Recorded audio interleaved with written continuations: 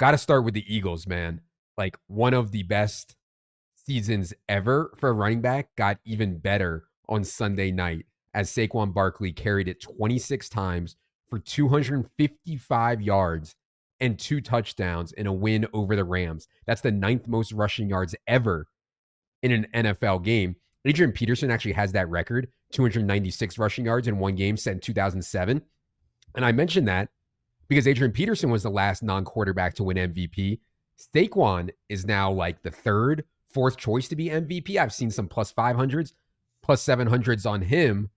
I don't know what else there is to say about Saquon at this point, Evan, but what do you think about Saquon for MVP and any other Eagles thoughts from Sunday night?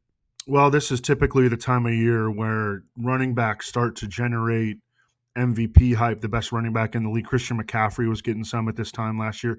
And it's not realistic because they are not. I mean, you can make an argument that A.J. Brown is just as valuable, if not more valuable, than Saquon Barkley to the Eagles. But that's not to take away from Saquon Barkley, who I now believe, and I think that over the last couple weeks has clearly passed Derrick Henry as the favorite to be Offensive Player of the Year. Yes, massively, yep. And also, I mean, I think that we need to absolutely recognize the Eagles' offensive line, which is back to full strength. 213 of Saquon Barkley's 255 rushing yards came before contact. Yeah. And that's typically a pretty solid offensive line stat.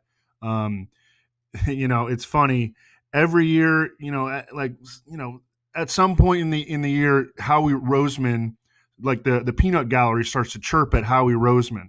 But we don't hear them chirping about Howie Roseman at all right now. He has put together very arguably the most talented roster in the NFL.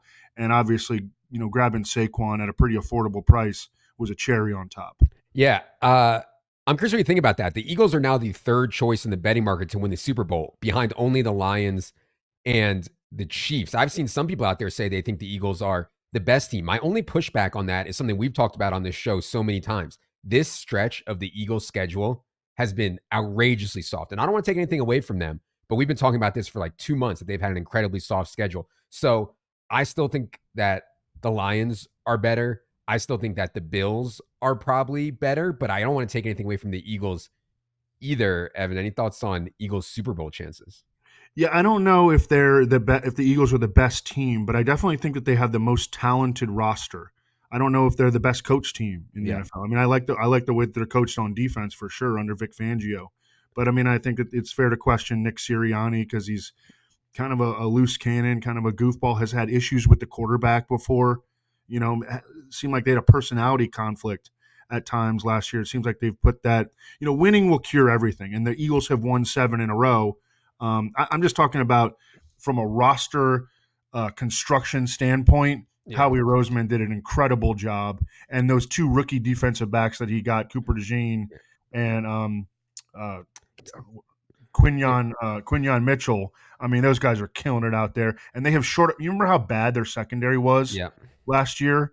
I mean, they have like a really strong secondary now, and they have played a fairly soft schedule, but they're smashing opponents. Yeah. Saquon's on pace to score 18 touchdowns now, which you never could have seen given that Jalen Hurts continues to steal almost every carry from inside the 1 or 2 yard line. It just speaks to Saquon. He's scoring from so far out that it doesn't even matter. The other note that I had was Devontae Smith was out for this game. You see what happens when Devontae Smith is out. A.J. Brown 6'1091" on a 32% target share. They had no answer for A.J. Brown whatsoever. If they needed to, A.J. Brown could have had 200 yards in that game. No problem whatsoever. Last point, Eagles have a home game, fantasy championship week against the Cowboys. I mean, that is something, man. And so if you have Saquon, you're able to get through that week 15 game where the Eagles play the Steelers, set up pretty nicely for Eagles stuff in week 16 against the Commanders, 17 against the Cowboys. Second story of the week comes from Tampa. They get an easy win over Tommy DeVito. 2 big things, Evan. First, great to see Mike Evans back. I thought he looked really healthy. He only ran 21 routes in this game, only 6 targets, but I think that was because of the blowout. I thought he looked really healthy. The other big story was Bucky Irving just going off. 12 carries for 87 yards and a touchdown, 6 for 64. He's doing this even though they're playing Rachaad White a ton, even though they're mixing in Sean Tucker a little bit. So, Evan, what did you think of Mike Evans' return and any other Bucs thoughts? Well, I thought that Baker Mayfield was incredible in this game. I mean, did you see his downfield block on Yeah. Bucky Irving's long run? Yeah, for the 56-yarder. Did you see his rushing touchdown? Doing the DeVito Mm-hmm. celebration. I mean, he's a fun dude to watch when he's playing well, and he was cooking in this game. Did you also see that? I mean, he played through a stinger in this game. I mean, this is like Brett Favre kind of stuff. And actually, if you remember during his rookie year, you know who compared him to Brett Favre? I think was John Dorsey, who drafted him in Cleveland. And I mean, that's kind of the player that he was on Sunday. And I mean, he's playing at a really, really high level. Bucky Irving is breaking tackles at one of the highest rates in the NFL. He had a big receiving game here, and this was the first game all season where he outsnapped Rachaad White. So, I mean, it's pretty clear to me that the Buccaneers have recognized Bucky Irving is their best running back, and now he's being played like it. He did get tackled at like the 1 yard line twice in this game, and they removed him on both of those, which I was like, man, how can they do this? So we can get Sean Tucker in there for a 1 yard touchdown? Is that really what we need to be doing? I was surprised they did that, but it's certainly not ideal. I'd love to see more Bucky though. I think Rachaad White should be strictly in the pass game, and I'd love to see Bucky if they just eliminate Sean Tucker, but I don't think they're going to do that. So we're going to continue to see 3 running backs here. I love Bucky. We're going to continue to see 3 running backs though. That said, for both Mike Evans and Bucky Irving, the schedule is outrageous. Week 13 against Carolina, 14 against Las Vegas, 15 against the Chargers is tough, but then 16 against Dallas, Week 17 fantasy championship against Carolina. So, I mean, not many better assets to have right now, in my opinion, for the playoffs than Mike Evans and Bucky Irving, given the schedule and the way that they're playing. One more note, the Buccaneers offensive line, and they were missing Tristan Wirfs, one of the best left tackles in the league in this game.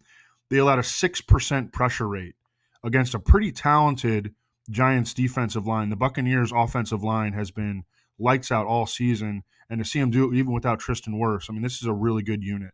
All right. Third story comes from Miami, where Tua Tagovailoa, ever since he came back from his latest concussion, has been balling, man. I mean, I get it. This was an easy spot at home, ideal weather against the Patriots, but 317 yards and 4 touchdowns on 40 pass attempts for Tua. Dude is shredding right now. And the story to me was they finally unlocked Jalen Waddle, like a season of misery and pain. Waddle finally goes off for 8, 144, 1 here. Now, I do want to say targets have been a big issue for Jalen Waddle this season. And it's not like he went nuts there in this game, only a 22% target share for Jalen Waddle. So it's not like that was a huge change there, but it's still really good to see him produce. Evan, how sticky do you think the Waddle stuff is? And any thoughts on Tua's resurgence since he's been back? Yeah, I mean, Tua is playing like a top 5 quarterback over his last 5 games since he returned from that latest concussion. During that time span, he's got a 76.5 completion rate, 7.5 yards per pass attempt, 11 touchdowns, 1 interception. He is the overall fantasy quarterback 7 over the last month. To me, I don't know how sticky the Jalen Waddle stuff is going to be. I mean, he went like 9 games without doing anything.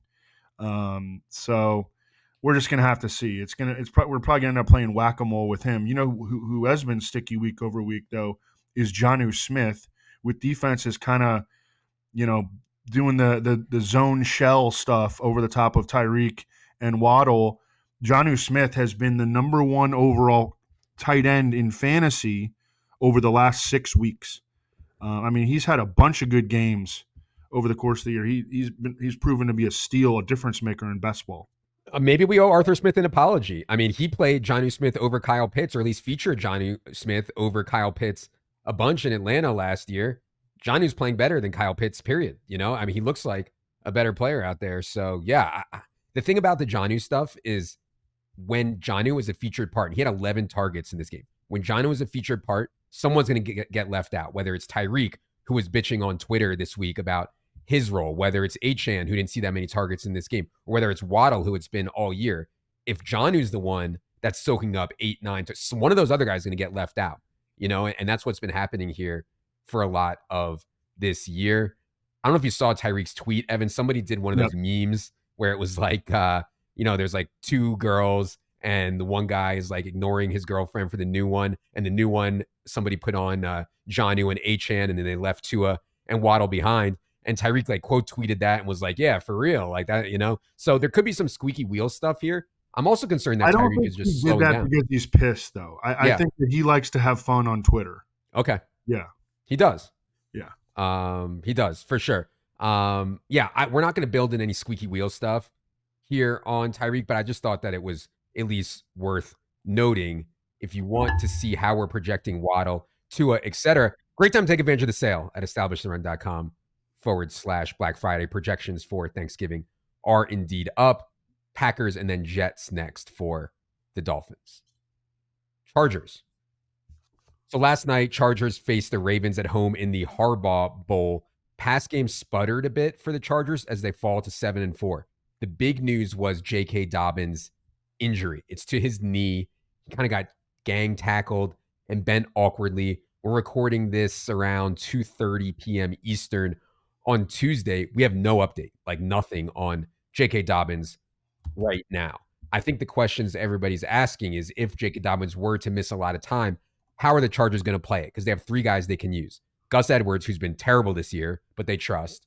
Kimani Vidal, who's been a healthy scratch for a bit, but did make a couple plays at least while Gus Edwards was back. Then they have Harbaugh's old friend, Hassan Haskins from Michigan. So, Evan, what do you think about the Dobbins injury and how the Chargers would play it if he's out? Well, I think it's worth noting that from a schedule standpoint, they're on a short week, obviously, after the Monday night game, and they are going to Atlanta for a 1 Eastern time game. So there is not a lot of recovery time here in the cards for J.K. Dobbins. My guess is that he's probably likelier than not to miss a game. I think that they'd probably go hot hand. I think that they'd probably give all three of those guys a touch or three on the first couple series and try to feel their way through it. I think that you summed it up perfectly. They trust Gus Edwards. He's got a long history with Greg Roman. Kimani Vidal has flashed playmaking ability when given the opportunity, just hasn't had many. And Hassan Haskins is like a big short yardage type.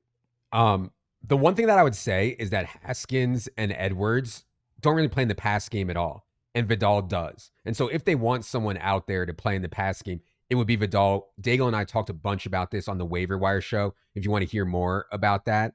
But I think Vidal is the sneaky one because at least he plays in the pass game. Gus Edwards, you're just betting on touchdowns. And he scored a touchdown last night in short yardage, but that's going to be the bet on Gus Edwards going forward, I think. I should note, Quentin Johnston, man. This was a really good spot for him. I know a lot of people took his overs and stuff. We didn't, thankfully, but he airballed here in this spot, including a terrible drop that like hits him in the hands. There's no one in front of him, and he just drops it. And this is kind of like recurring back to last year. He's played better this year, but he still has had some of the same problems. Also, Josh Palmer's had a disappointing year. It just hit me like, and I know some other people were saying this on Twitter, I'd love to see the Chargers to get T. Higgins this offseason and put him opposite Ladd McConkey, because Josh Palmer and Quentin Johnston just don't seem like it to me. But yeah, any more thoughts on the receiving stuff for the Chargers, Evan? Did you see the meme of the little kid opening up his Christmas present, and it's a Quentin Johnston jersey, and he's like crying?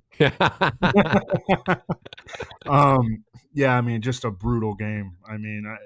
Brutal game for Quentin Johnston. Yeah. And I think that two of the drops weren't that terrible, but when you combine it with the one where, I think he would have gone for a touchdown. Right. It was such a perfectly designed play, and that's how you want to get the ball in Quentin Johnston's hands, and he just totally blows it. And then you combine the other two with, it was really, really rough. I would be feeling really good if I had Ladd McConkey in Dynasty, though. He's been really impressive this season. Total baller. Him and Bowers, obviously they played together, are leading the all NFL rookies in yardage, I believe. I need to check that, actually. One schedule note. Chargers get a home game against the Patriots in Week 17.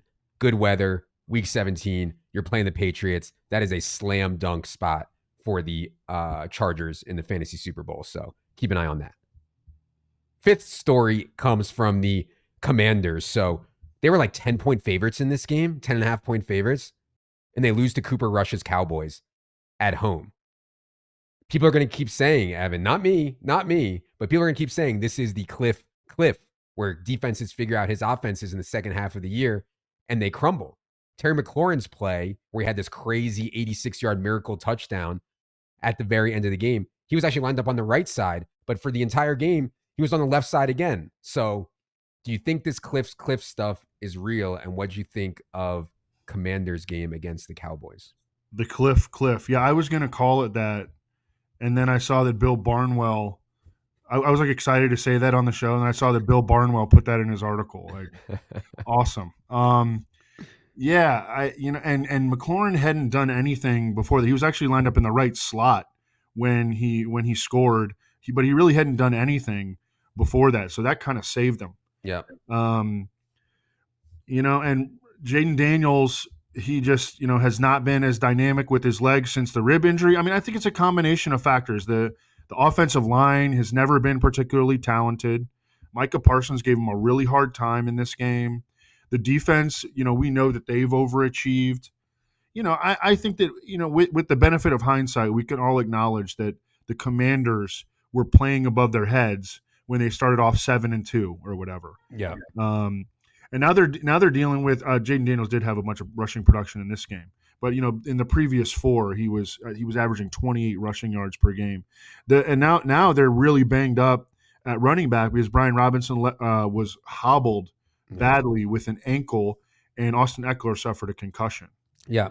And so, for more on this, you can listen to the waiver show, but we did talk about Jeremy McNichols and Chris Rodriguez. I think it'll be McNichols ahead, but Rodriguez in some type of pounder role also. I also wanted to highlight Noah Brown, man. I mean, he's out-targeted Terry McLaurin for like the last month. 10 more targets here for Noah Brown. Continues to be a sneaky play weekly in DFS is Noah Brown.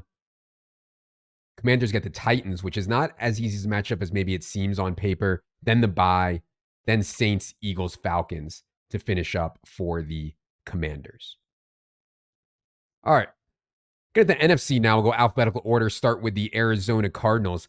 It's just really hard to figure out this Cardinals offense. I have no idea when they're going to play well and when they're not. I thought that they would play well here, and they go and score 6 points.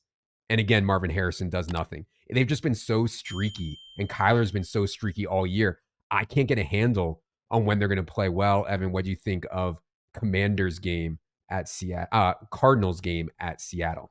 Well, teams do tend to be, play at the polls, in a volatile manner, coming off of buys, and we saw the Cardinals hit their offensive basement.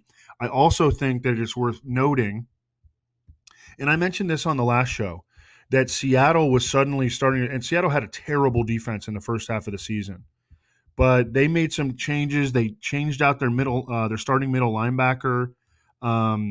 They've made some changes in the secondary. Mike McDonald, we know that this dude can coach defense, and we saw what he did with the Ravens last year.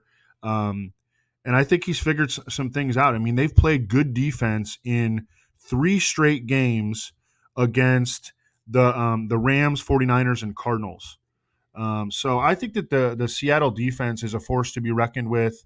But, I'm at the point where I see a team perform at their basement coming off the bye, and I'm like, I'm not surprised by it anymore. Okay. Yeah. And, that 49ers game where their defense played well was Brock Purdy was in for that game also. Even though Seattle's defense played well, Trey McBride, man, what a beast. I love watching this guy. 12 catches, 133 yards. Still no receiving touchdowns somehow, which I can't believe, but dude is just awesome. And I can't believe that, before the season, I thought it was close between McBride and Kincaid. We had McBride ahead, but just slightly. That was just egregious. I mean, McBride is a much better player than Dalton Kincaid is, period. Running backs in this game, we talked a bunch on the Friday show about James Conner. He leaked a little bit of work here, but not a ton. 40 snaps for James Conner, 9 for Trey Benson, 9 for Amari DiMercato. So it's not like full-blown Chase Brown style workhorse, but, it's still workhorse role for James Conner. Let's go to Atlanta. Falcons were on a bye. They will come out of it to battle for the NFC South title down the stretch. Falcons are like minus 280 to win the NFC South right now. Bucks are plus 260. I do want to note that the Falcons hold the tiebreaker over Tampa. They beat Tampa twice this year. From an injury perspective on Atlanta, Darnell Mooney came into the bye with a bit of a hamstring injury. I think he's going to be okay. Didn't sound serious. I think we're going to start with him for this week. Projected in. Evan, any more thoughts for you on Falcons as they come out of their bye? I do not, because they're coming off the bye. We talked about them last week. I don't have anything else to add. Let's go to Carolina. I mean, Panthers played a hell of a game against the Chiefs. Hell of a game. The defense was strong, harassing Mahomes. The film bros are going nuts about Bryce. They're like, oh, look at the all 22 of Bryce. He's like back-footing, like throws to great locations. I hear you, but man, we have a pretty big sample now of Bryce not being able to do that. But still, to do this against the Chiefs defense, 21 of 35 for 263 and a touchdown. It's got to be somewhat encouraging, especially considering he's throwing to David Moore and Adam Thielen, and he loses Jatavian Sanders to a neck injury. So I get the excitement. I don't want to overreact, though. Evan, what do you think of Panthers' really good game here against the Chiefs? Yeah, I mean, I just think it's nice to see a player that everybody had high hopes for. As the number one in the pick in the friggin' draft in 2023. It's nice to see him play to the standard, at least in one game against a tough defense, because we hadn't really seen that. Although he has started to play better recently. The numbers don't always reflect it because the supporting cast isn't great, although their offensive line has played really well in this game. And Bryce Young threw a ton of blitz-beating passes. He was awesome against the blitz. The Chiefs tried to go all out blitzing against him. I mean, they blitzed on 40% of his dropbacks, and he shredded them. And yeah, I mean, I looked at a bunch of those all 22 throws, and man, he was threading needles. He played really, really great. I don't know, is this a turning point? He definitely, since they gave him that breather, I think that helped him.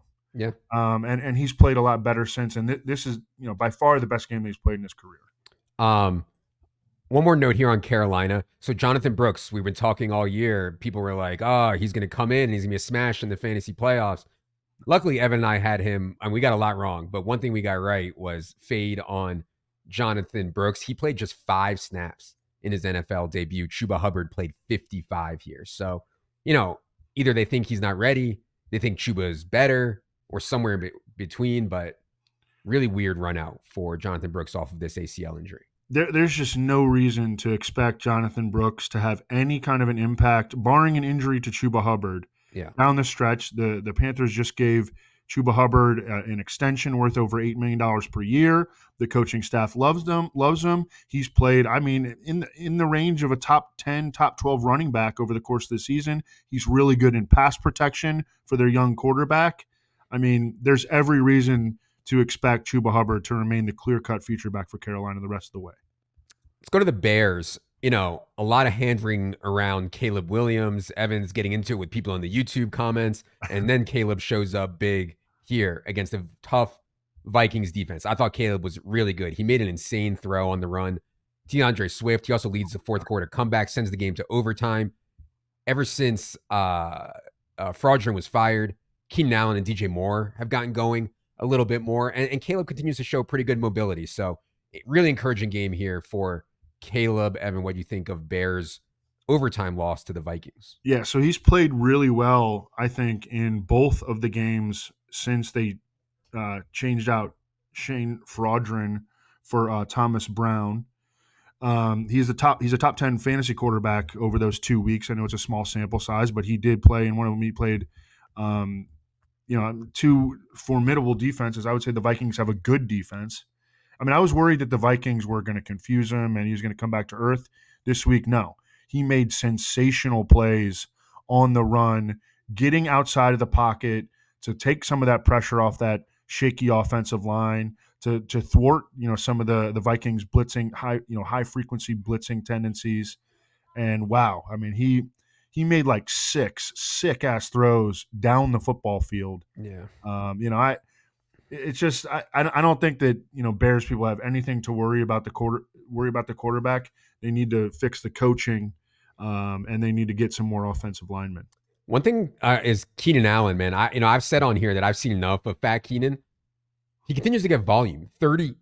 2% target share for Keenan Allen here versus 15% for DJ Moore. I don't get that, but Keenan Allen continues to see a ton of volume for this team. DJ Moore played a really good game, but again, only 15% of the targets here for DJ Moore. Rome Odunze did get 21% of the targets, but a lot of uncatchable stuff. A lot of like deep, just air it out, not catchable to Rome Odunze. Last note I had is they continue to use Roschon Johnson in this goal line specialist role, which really hurts DeAndre Swift. But when they're on the 1 yard line and they have a chance to, they're going to Roschon Johnson now consistently. Yeah, last note that I had is Cole Kmet, 97% of the snaps last week, 100% this week. He had, 7 catches for 64? Yeah, 7 for 64 and 10 targets. He's an every week starter in fantasy the rest of the way. Let's go to the Dallas Cowboys. So in week 11, Cooper Rush, I guess, surprised everyone by going off for 350 plus yards against the Texans. In week 12 on Sunday, he goes on the road to Washington as a 10-point dog and wins the game. Cooper Rush, 24 of 32 for 247, 2 touchdowns, no interceptions. This came without Jake Ferguson, without Brandon Cooks. Without both of his starting guards. Without both of his starting guards. I mean, pretty impressive here. Evan, what do you think about Cowboys stuff rest of season, and any more thoughts on their win over the Commanders? Yeah, well, that that first start that he made was really discouraging. But we have seen, 'cause he's made 3 starts now since Dak Prescott went out. Yeah, the first one was really discouraging. But I mean, we've seen for a pretty extended period. I mean, he entering that first start that he made this season, he was 5-1 lifetime. He's probably one of the more capable backups in the league. And I think that we've seen that over the last 2 weeks. Yeah.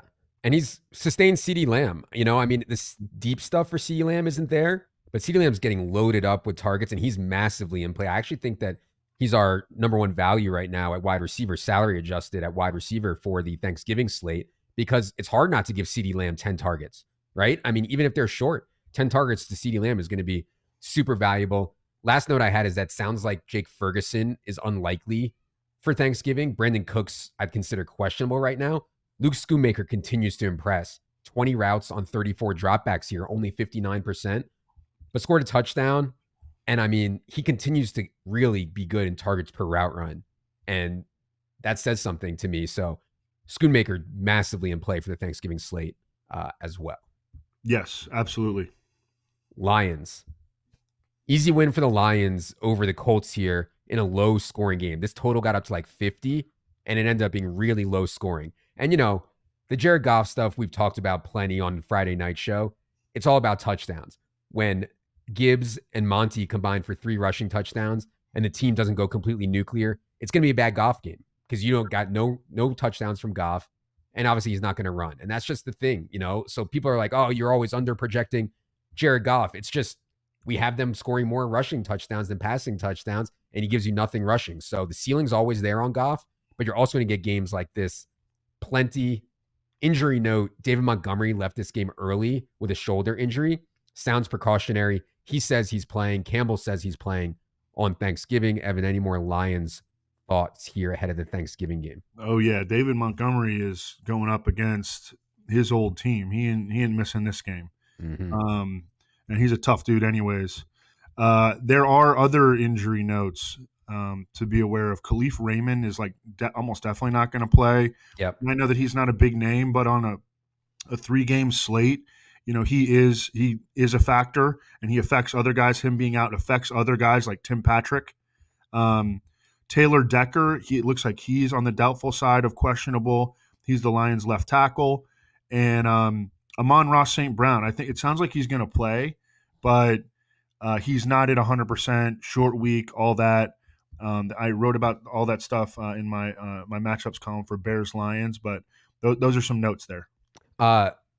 Before David Montgomery hurt his shoulder, there was a play where Jahmyr Gibbs got a carry from like the 2-yard line, which I was like, oh, here we go. Jahmyr from the 2-yard line. He got stuffed. I was like, all right, they're going to go to David Montgomery now. They didn't. They leave Jahmyr Gibbs in, and he converts a 1-yard touchdown, which I thought was really encouraging for Jahmyr Gibbs' profile. Obviously, he's one of the best fantasy assets you can possibly have. To add a goal line role would be, awesome, obviously. Okay. Yeah, definitely got to watch the Khalif Raymond stuff because it's hard when everyone's healthy on this team to project it. And, we got 2 Brock Wright targets here. We had 4 Tim Patrick targets in this game. No one got more than 7 targets in this game, even though Jared Goff dropped back 40 times. So the more concentrated it can be, the better for stacking Lions stuff. Packers. Another easy win for the Packers. I mean, Jordan Love was only forced to drop back 20 times in week 11. In this game, he only dropped back 26 times against the 49ers. And obviously it was against Brandon Allen and everything, but it was a Josh Jacobs show, man. 26 carries, 106 yards, 3 touchdowns. Evan, what'd you think of Packers' easy win over the Brandon Allen-led 49ers? I think that the positive touchdown regression really hit Josh Jacobs here because I think he only had 4. I mean, he's had a really nice season. He only had 4 rushing touchdowns entering this game, and he got all that back in this one. He was a tackle-breaking machine, making guys miss. He's been a really nice pickup for them. The big thing is because they play on Thanksgiving against the Dolphins, which is a game that's the last game on Thanksgiving. I think it should be a pretty good one considering how the Dolphins have been playing. Romeo Doubs concussion, and what is the fallout from that going to be? Oh yeah, I mean, Dontavian Wicks has frustrated everyone, but when Dontavian Wicks is out there, he earns targets, man. I mean, in these games earlier this season that Dobbs missed, Wicks had seen 24, 28% target shares. He didn't do anything with that, but I'm going to keep staying optimistic on Dontavian Wicks here. And yeah, I'm interested in playing him on the Thanksgiving slate for sure. And yeah, if you had to stream him in fantasy, I think there's worse things that could happen. Christian Watson got hit in the absolute hands with a dime from Jordan Love, like 70 yards down the field for a touchdown, and just dropped it. And ball skills have been an issue for Christian Watson. And drops have been an issue for Christian Watson. This was his first drop of the season, according to ESPN Stats and Info. He did drop a bunch of stuff last year. Yep, that's a good note. And, I don't think drops are like overly sticky. The Quentin Johnston thing has gotten absurd, but I don't think, this is going to affect Christian Watson. Still trying to stay optimistic on him. We just need Jordan Love to throw more, I think. Rams fall to 5-6 with a home loss to the Eagles on Sunday night. Star to me continues to be Puka Nacua. I mean, 13 more targets here for a 36% share. So impressive again against a really, really good defense. Cooper Kupp was fine as well. It's so concentrated, but there's no doubt that Puka is the alpha here. Now, Evan, what do you think of Rams' loss to the Eagles on Sunday night? Yeah, I think that pass protection has just become a major issue for the Rams. It was their weaknesses in pass pro were badly exploited by the Eagles. Stafford took 5 sacks on 41 dropbacks. He got hit 11 times. I mean, Matthew Stafford is not a young guy. Taking 11 hits like that, that's tough. It does sound like they're going to get back Rob Havenstein, their starting right tackle, this week, and the tackles have been a huge issue.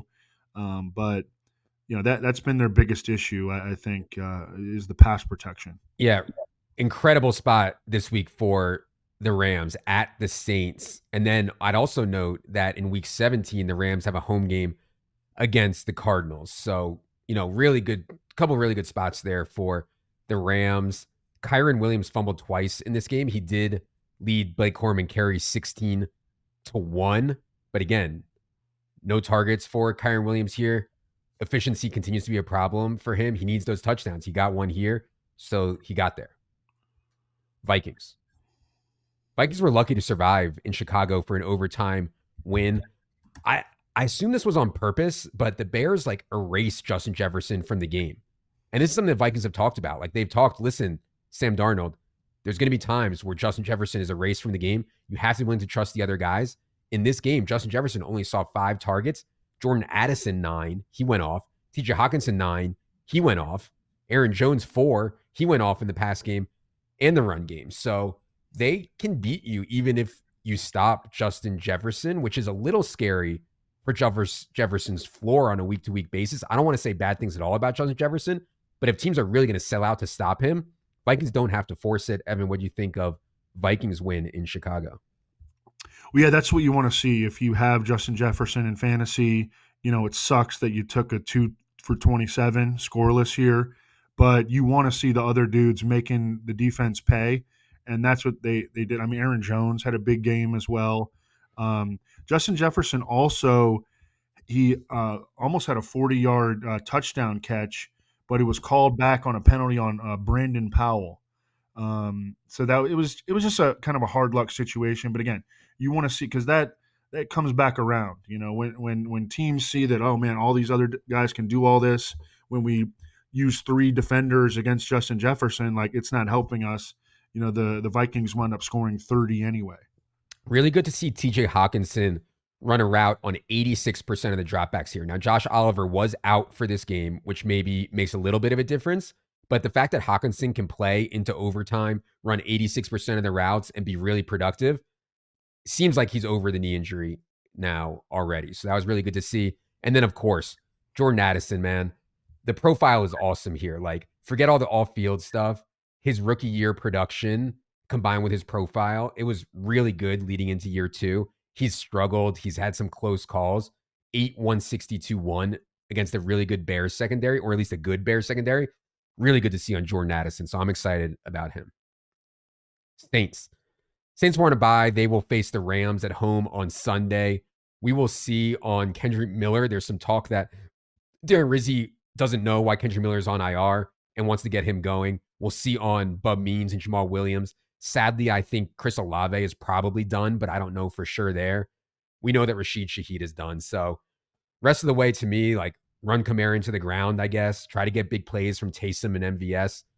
Pray for the best. Any other Saints thoughts here, Evan? Nope, that's about it. Coming off the bye, you know, can Taysom keep it up? He played 55% of the snaps in their last game. Giants. Tommy DeVito experiment goes as expected here against the Bucs. I mean, just completely inept in a 30-7 home loss. It was so bad that you got Malik Neighbors after the game. You know, he was like, oh, what do you guys want me to do? I don't get the ball until we're down 30-0. You got to talk to Daboll about that. Not good. And now you get Tommy DeVito with some forearm issue, and they're calling him questionable for their game this week. Of course, they have Drew Lock in reserve. Evan, what do you think of the DeVito show on Sunday? Bunch more sacks, you know. Also, as I was writing this up, I noticed that the Giants starting left tackle and their starting right tackle, they start Jermaine Luminor at left tackle and Evan Neal at right tackle. Both of those guys missed practice on Monday. Actually, I don't even know if they practiced. They probably didn't practice, but they have to issue a practice report, and they would have not practiced. Yeah. So that's a huge concern.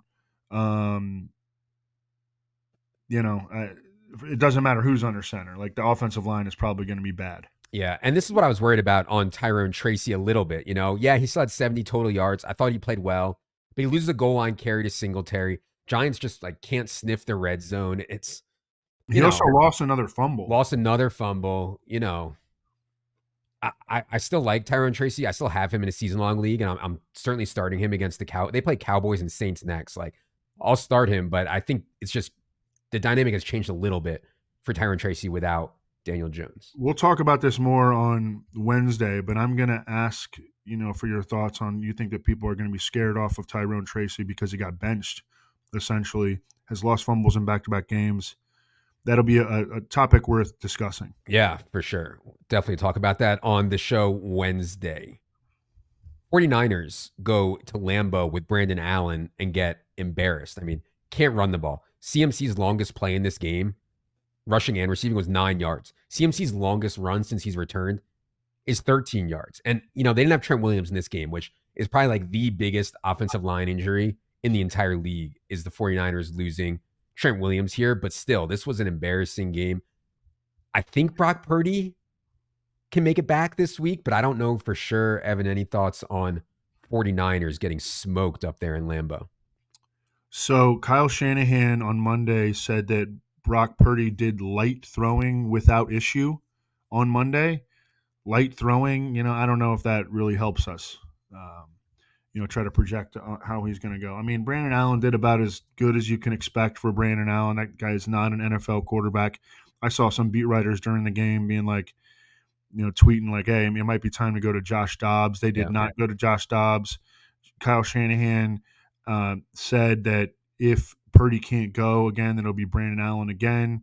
I mean, at least he got the ball to George Kittle, but obviously the offense, there's that all the air comes out of the balloon when you lose Brock Purdy. Yeah, and they have to play at Buffalo on Sunday night. Certainly not an easy spot here for the 49ers. Niners are now 5-6 and pretty big dogs to even like make the playoffs, which is crazy, man. I mean, definitely one of the most talented teams coming into the year, and now they're a huge dog just to make the playoffs.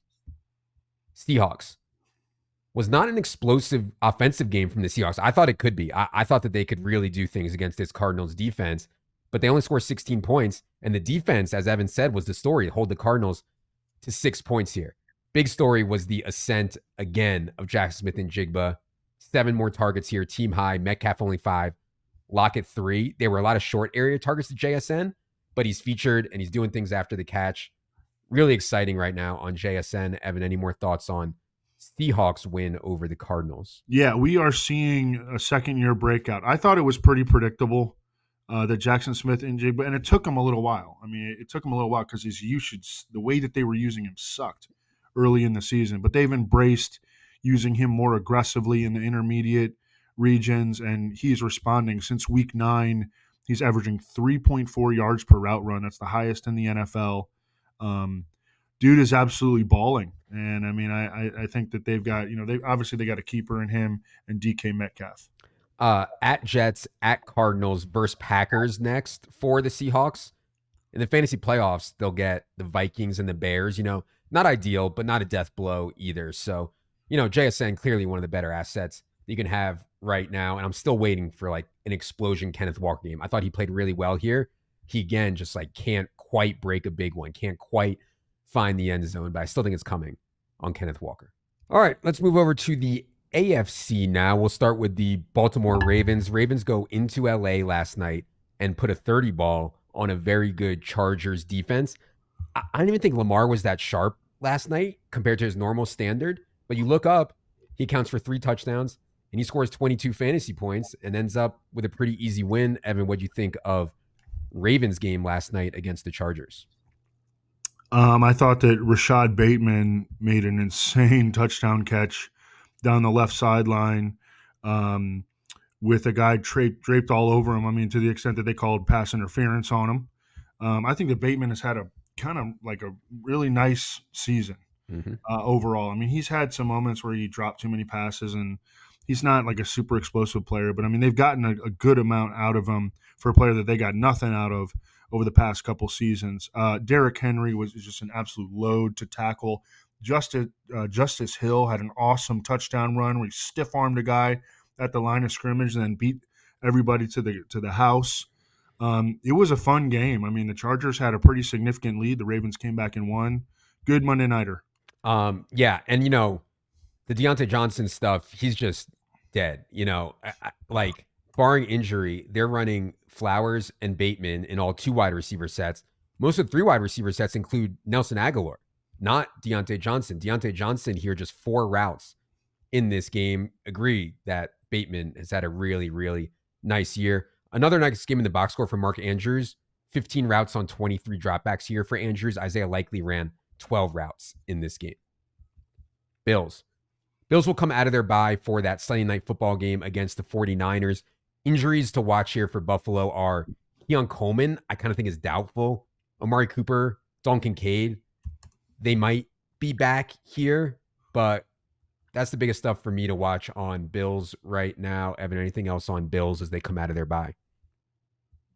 Yeah, I mean, I'm mostly, for the matchups column, I'm just looking at all the injuries on San Francisco's side because when they don't have Nick Bosa, they don't have Charvarius Ward. They're I don't think they're a good defense, period. Yep.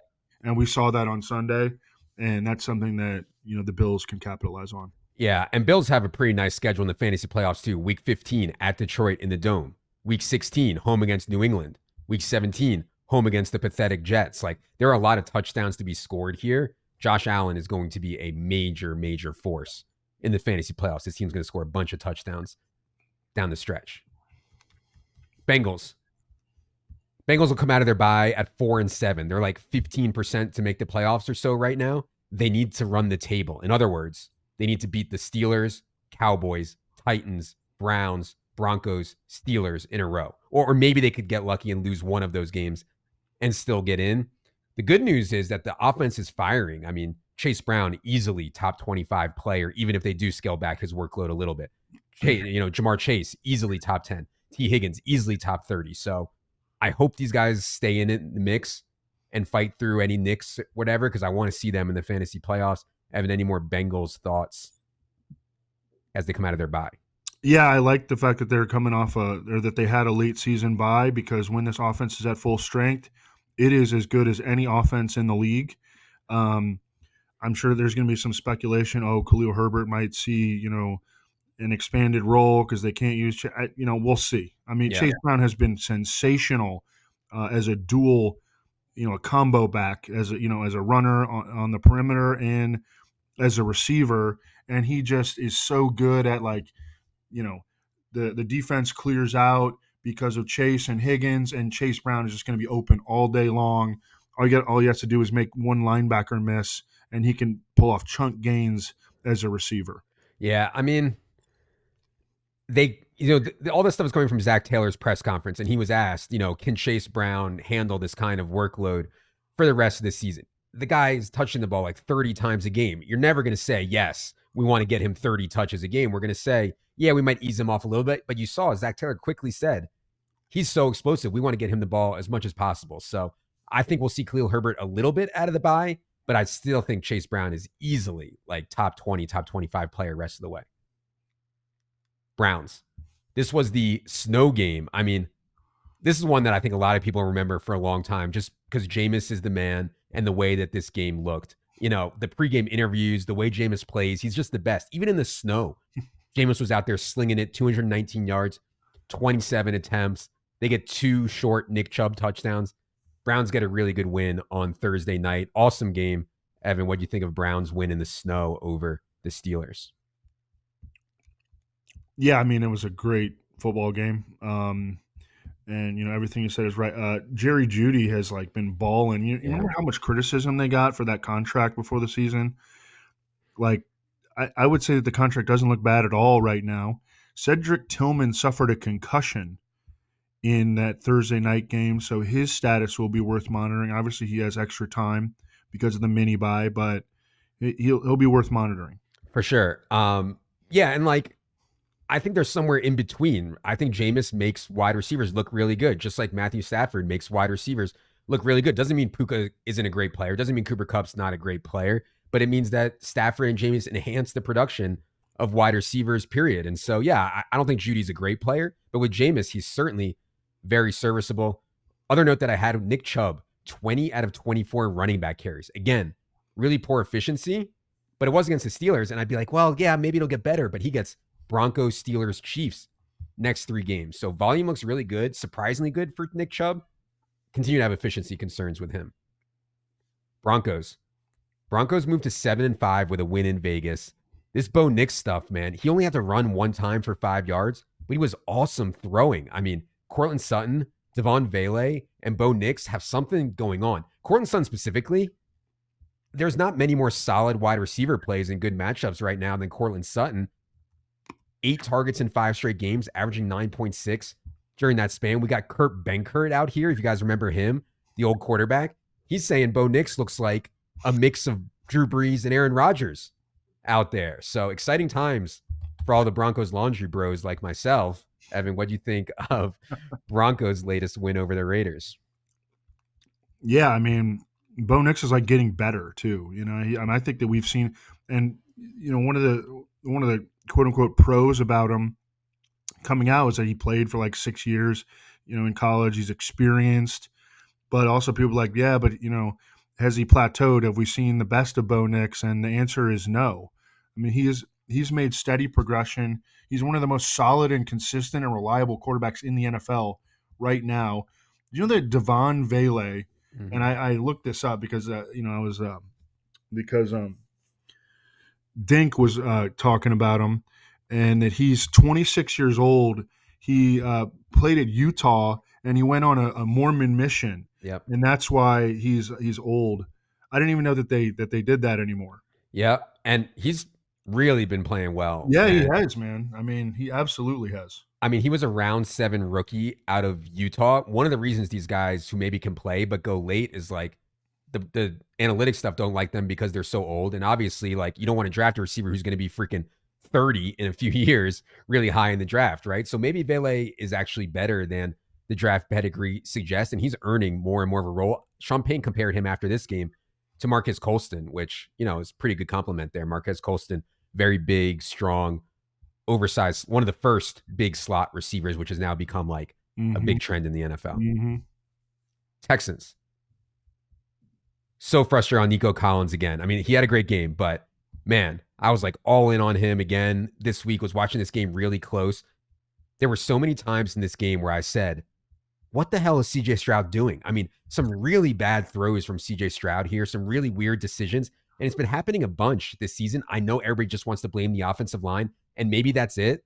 But it feels to me like CJ Stroud has at least regressed a little bit. But yeah, Nico had another touchdown get called back by an illegal shift. That's 2 weeks in a row. Guy is so good. I absolutely love Nico Collins. Evan, any thoughts on what's going on with Stroud and any more Texans thoughts here? I think it's a combination of several factors that may be contributing to some bad habits for CJ Stroud. One, the offensive line has been maybe the most disappointing offensive line in the league, considering that they had all those injuries last year.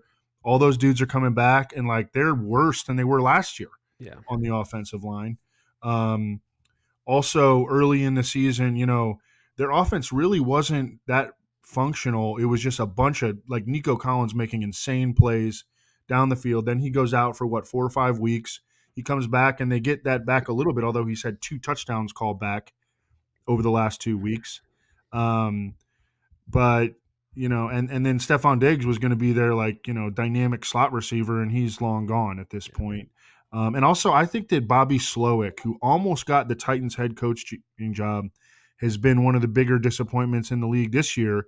I saw that the Texans allowed 7 unblocked pressures on CJ Stroud, and that's just you shouldn't be allowing unblocked pressure.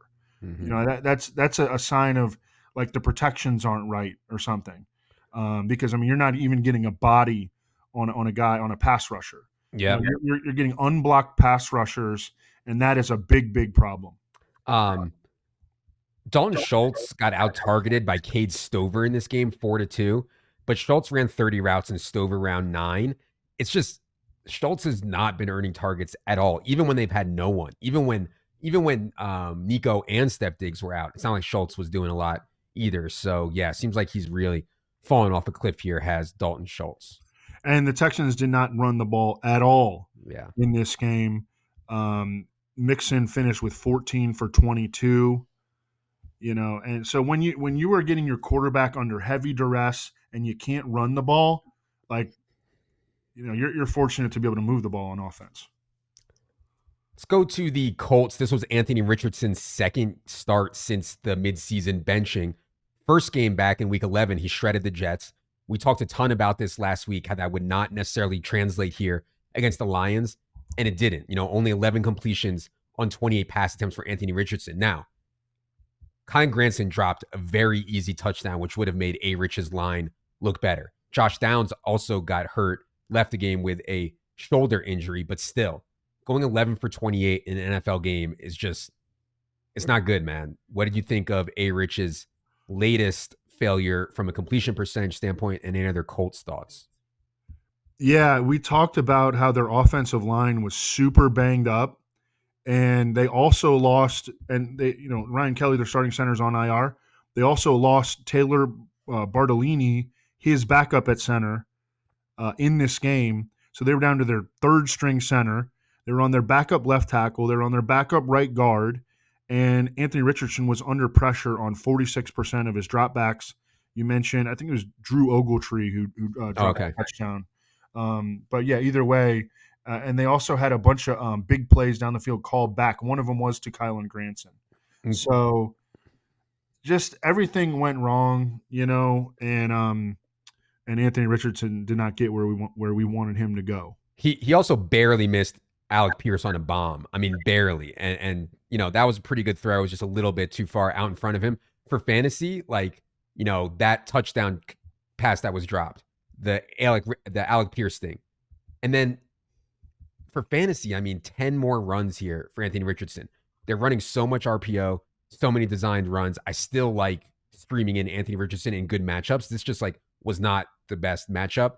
I should note, Evan, they're calling Josh Downs week to week. AD Mitchell is going to get in here for a game against the Patriots. If Anthony Richardson can play well against the Patriots, I like this spot for AD Mitchell. So if you need a streamer at wide receiver and you're desperate a little bit, I think that's at least an option there. Agree. Let's go to the Jaguars. Jaguars were on a bye. Good news is Trevor Lawrence is going to practice this week with that shoulder injury. It is his left shoulder, non-throwing. He's going to practice this week and see how to proceed from there. I have no idea if he's going to play or not. None. But I'm hopeful because I have a lot of Brian Thomas Jr. bags that Trevor Lawrence does play here down the stretch. Evan, any thoughts on Jaguars as they come out of their bye? Yeah, Doug Peterson said that Trevor Lawrence was going to practice. It is probably going to come down to pain tolerance with his throwing shoulder. Left shoulder, yeah. Oh yeah, it's his left shoulder. Okay. Yep. Yeah, so it sounds like they're going to try to let him play because there was like heavy speculation that he might need season-ending surgery. Mm-hmm. It sounds like Tank Bigsby is ready to roll, coming off the ankle injury and now coming off the bye.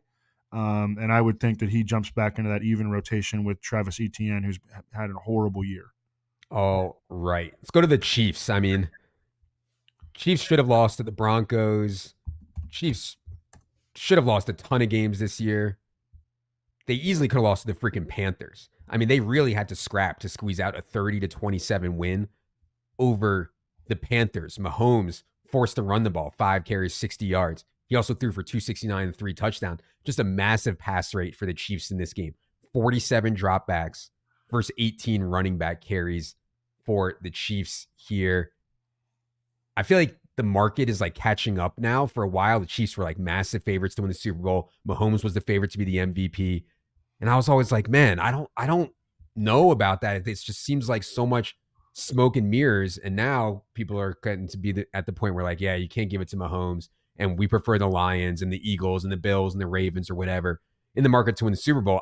We'll see how all that plays out. But scary-ish game, I think, for the Chiefs. Evan, what do you think of their game at Carolina?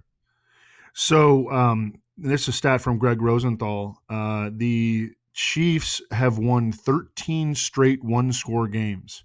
And over the course of time, one-score games are supposed to be like a coin flip. But I think when you have Patrick Mahomes and you have Andy Reid, it's not a coin flip. Now, 13 in a row is wild. It should probably be more like 10 out of 13 or something like that. But they have a distinct advantage. And so, it's never a surprise. But when the Chiefs win, it's just they've squeaked out so many of these ones. For sure. DeAndre Hopkins, only 21 routes here on 47 dropbacks. A lot of speculation on why he's not playing a lot. I don't think it has anything to do with his contract or the trade compensation or anything like that. I just think he's an older wide receiver who's dealing with a knee injury going back to August, and they're saving him for the playoffs. So it's hard to play DeAndre Hopkins when he's only running 21 routes. I think when he's out there, he looks pretty good to me. So we'll see there. Other note, we're going to project Isaiah Pacheco back this week. The split between him and Kareem Hunt is going to be tough to figure out. Do you have any thoughts there, Evan, how you think about that early in the week, assuming both Pacheco and Hunt are active here in week 13? I think they come out and they're pretty even off the bat, maybe 60-40 in favor of Hunt. And then Pacheco will start to make progress and eventually, by the playoffs at least, become the lead back because he just gives them so much more explosiveness. I want to mention Noah Gray, who the Chiefs gave an extension. It was in September or a little bit before the season. He's had a really nice year. I kind of wonder if, say, Travis Kelce were to retire after the season, would Noah Gray jump into that number 1 tight end role for the Chiefs? I think so, for sure. Last injury note, Marquise Brown. There's a lot of smoke that Marquise Brown actually has a pretty good chance to come back sometime in December. And I had kind of written that to 0 for the year. And so it'd be interesting for the Chiefs to get Hollywood Brown back here. I think they need him, start making some plays. Xavier Worthy continues to scuffle a bit for the Chiefs. Raiders. Raiders lose again, this time to the Broncos. This time they lose Gardner Minshew to a season-ending left shoulder injury. They are expected to get AOC Aiden O'Connell back here for this game. Assume that AOC will start and Ritter will be the backup. I guess the question is just, Evan, does it matter, right? Like, I kind of think Minshew is better at getting the ball to Jacoby and Brock Bowers than AOC. I don't have like a strong feeling about that, but I would prefer if Minshew were there over AOC for my Jacoby and Brock Bowers stuff. Evan, what do you think about Raiders loss and the AOC getting back in the saddle? Yeah, I think that we know that Gardner Minshew is really not, anybody's idea of a legit starting quarterback, but he does have the ability to deliver the ball to rack up completions. And so that benefits, a guy like Amir Abdullah gets his first start, like his first game being like a true lead back of his career. He played 88% of the snaps, and he caught 5 balls and scored as a receiver. So, and I don't know that Aiden O'Connell has that that ability to just complete like a high percentage of passes. He didn't do that as a rookie. He didn't look good in the preseason. I think it's a downgrade for the offense. For sure. Jacoby Myers, man, maybe like we've underrated him just as a player. I mean, he had a really good game here, and a decent amount of it was right in Patrick Surtain's face, So, pretty impressive game from Jacoby, who was just 5,100 on DraftKings this week and really, really paid it off. We'll see on the running back injuries. Amir Abdullah, to me, showed he can play in the pass game. 537, 1 receiving, and he could have had another receiving touchdown with a better throw from Minshew. Raiders have gone pass heavy, even in neutral situations lately. They're going to have to be very pass heavy, I think, against the Chiefs. I mean, no prayer of running the ball on Friday for the Raiders. Let's go to the Patriots. Patriots go to Miami for a division game here and absolutely faceplant. I mean, offensive line was absolutely overwhelmed. Drake May harassed into 4 sacks, an interception, a fumble. Patriots offensive line took a ton of penalties. Drake May still scored 15.5 fantasy points. His game is really fantasy friendly. But yeah, it was not pretty for the Patriots. Evan, what do you think of their loss in Miami? No, I think that this was probably Drake May's worst game. He still did flash that big time playmaking ability when he got outside the pocket, ran away from the defense and delivered a touchdown downfield to Austin Hooper, 38-yarder. By the way, Austin Hooper kind of hurt our Hunter Henry bags, although Hunter Henry was fine. He went 544. But yeah, I mean, games like these are going to happen. The big disappointment for me was Ramondre Stevenson, who played like only half the game. Actually, he got out-snapped by Antonio Gibson, and I didn't see that coming. Yeah. Yeah. I will say I think better days coming for Drake May. Home against the Colts and at the Cardinals, their next 2 games. 2 pretty good spots for Drake May to get it going here. And as I said, he throws for touchdowns and he runs. It's, he's a fantasy-friendly player. Jets. The train wreck that is the Jets will come out of their bye to host the Seahawks this week. Aaron Rodgers out here saying more insane, self-centered things. It'd be funny if he tries to force his way out after he demanded they do this, terrible trade for Devontae Adams, sign Alan Zard, bring in this dolt, Nathaniel Hackett. I mean, they come out of their bye at 3-8. They're basically eliminated from the playoffs. I'm tired of talking about the Jets, man. I thought they'd be better. I was wrong. I'm so tired of talking about them. Evan, any more thoughts on the Jets as they come out of their bye? No, yeah. I mean, I assume that you're referring to Rodgers on Pat McAfee saying he doesn't know if he's going to come back and play next year. I was actually referring to the Rossini report, which was like maybe he wants to play for a different team next year, which was like a ridiculous thing to say, but yeah. Oh, like he flatly denied that on McAfee. But who knows? Yeah. Who knows? Yeah, and I'm with you. I don't really care either. We can move on to the next team. I will say Breece Hall, though, man. And, when they play well, and they never play well, but when they do play well, it is concentrated to really good players in Garrett Wilson, Breece Hall, and Devontae Adams. So it's at least worth keeping in mind. Steelers. Tough loss for the Steelers in this snow game at Cleveland. Russ was reasonable throwing. I thought Jalen Warren played a really good game. There's so much panic around the Steelers, though, off this one game they lose in these like outlier conditions. I'm kind of tempted to just throw it out and be like, this was a really weird unique weather game. I'm not going to kill Mike Tomlin. I'm not going to kill Russ for underperforming in this game, but I don't know, Evan. What do you think about that? And any other thoughts on Steelers' loss to the Browns? I think the weather just kind of leveled the playing field. It was a close game. It's I wasn't going to be surprised by any result in this game. I thought it was nice that they got Pat Fryermuth involved a little bit over the middle because he's been he's been a ghost for a lot of the going into that game. He had been out targeted by Darnell Washington over Russ's previous starts. But yeah, I mean, no big takeaways on this one. The weather was different. No games have been played like that this year. Yeah, the Fryermuth stuff was just out of nowhere. I had a bet on Elijah more receiving yards than Pat Fryermuth. I was like, oh, this is stealing money. And then they all of a sudden out of nowhere, it just turns into the Fryermuth show.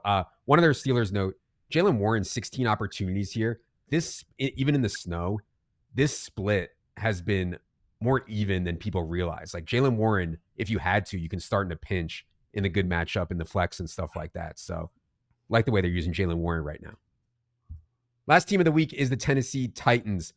Really good win for the Titans in Houston. And honestly, I thought like the progression of Will Levis actually could have been a top 5 story. I just don't want to overreact to it because he's still making a ton of mistakes, incredibly high sack rate, but he's been throwing the ball really well and throwing it really well to Ridley. So I'm not going to sit here and say that I think Will Levis is the future of the Titans or they shouldn't go out and address the quarterback position, but he's at least flashed that he can play and throw the ball well over the last month or so. Evan, any thoughts on Titans win over the Texans? Yeah, I mentioned that I think it was on the Friday show that Greg Cosell had been talking about how Will Levis was playing well, noticeably better over his previous 2 games. And then he added this one. Now he took freaking 8 sacks. Okay. Some of it is not all the fault of his own. I do believe that sacks are mainly a quarterback statistic, but their offensive line is trash, and the Texans' defensive line can really, really get after it. But he took 8 friggin' sacks on 32 dropbacks. That is an insane percentage. He still threw the ball well, and over his last 3 games, Will Levis, 109.3 passer rating. So he has been playing, decently better for a decent little stretch here. Also, whenever Tyjae Spears is out, like we got to take Tony Pollard really seriously. 27 touches in this game. Whenever Tyjae Spears has been out, like Tony Pollard has been a top 5 RB1. I blew it, man. I played Connor over Pollard on FanDuel, and Pollard was significantly cheaper, and that one was just awful. Because like Evan said, I mean, Pollard has been awesome. I mean, Julius Chestnut barely played. It was all Pollard. Last note, Calvin Ridley continues to just see massive, massive target shares in the 5 games since DeAndre Hopkins was traded. We're at 39%, 24%, 39%, 19%, and then 24% for Calvin Ridley, 8.8 targets per game during this stretch. And most importantly, in the fantasy playoffs, Calvin Ridley gets Bengals, Colts, and Jaguars, 15, 16, 17. Bengals, Colts, Jaguars. You are not going to do better than that for a wide receiver. You can always see our DVP stuff in the draft kit tab under defense, first position strength stuff, and you can sort by 15, 16, 17 only. Titans have, for us, by far the easiest wide receiver schedule in those fantasy playoffs. All right. If you want to see that table or anything else that's part of our in-season package, you need to check out establishtherun.com/Black Friday. Heavily, heavily discounted sale prices on a 1 week, 1 month, or rest of season pass to our in-season product. Again, you can check that out at establishtherun.com/Black Friday. For Evan, producer Ryan, producer Luke, everyone have a great, great, great, great Thanksgiving. We'll see you on Wednesday for the Thanksgiving show breakdown. And you should actually really make a point to watch Establish the Million tonight because Leone and Dink are drinking during this show. These guys do not drink very much. They're going to drink. they're going to drink. They're going to drink and talk about football, and it'll be a good time. Good luck, everybody.